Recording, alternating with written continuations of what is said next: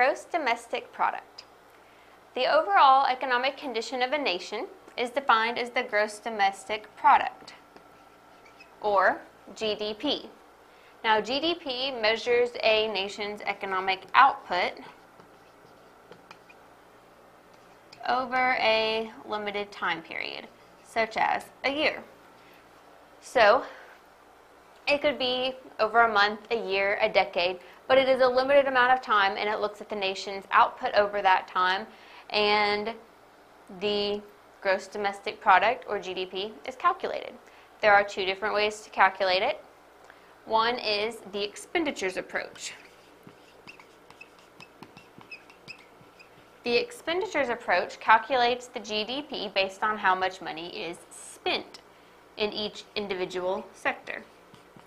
And the other way to calculate it is the income approach. The income approach calculates the GDP based on how much money is earned in each individual sector. So one looks at how much money is spent and one looks at how much money is earned, but both methods yield the same results. And both calculations are based on 4 economic sectors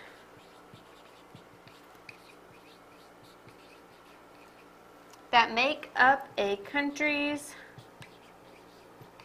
macroeconomy.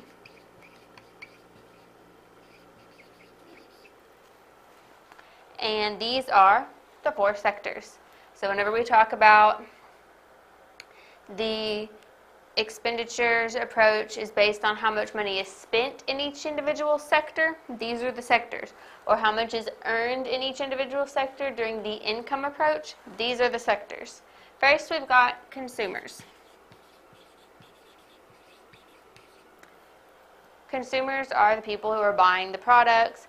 So consumers are buying, using, spending money. And so consumers are important. They are one sector to look at. How many people are buying stuff? How much are they buying? That's definitely going to affect your economy. Next, we have business. What is the business climate like? Is there a lot of job growth? Is there a decline in jobs? That's going to affect things different ways. If businesses are opening, that's going to be more people have jobs, and it's going to mean that most likely there's going to be more product available to be sold, which will hopefully satisfy the consumers.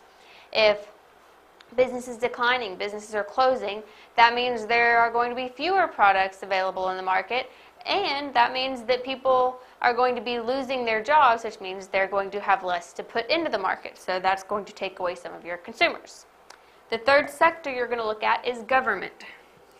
Government is also going to be involved in spending, so it's important to see how much they're spending. During a war, you're going to have a lot more spent on military provisions than you would during peacetime. The government also will participate in bailouts of certain companies or economies if they need it. So government is also an important thing to look at because it can have a big impact on the macroeconomy.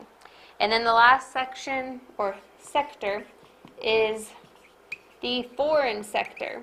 And this is going to talk about how many goods are coming in from outside the United States and taking away from the products that are being consumed that are American products. So say you lived in the United States and you were buying goods from Mexico. Well, if those goods are made in Mexico, then that means people here didn't have the jobs to make those goods, and so that was a lower business or labor force here, and it means that the United States isn't making as much money off that product as if it was made here. Similarly, if we are able to export lots of goods, so if a certain country is able to export their goods and sell them outside of the United States, that's going to be a bigger output for them because they're selling outside of the country, they're making money come in from outside of the country, so more money is hopefully coming in than going out. But consumers, business, government, and the foreign sector are the 4 sectors that are looked at whenever using the expenditures approach or the income approach to calculate the gross domestic product.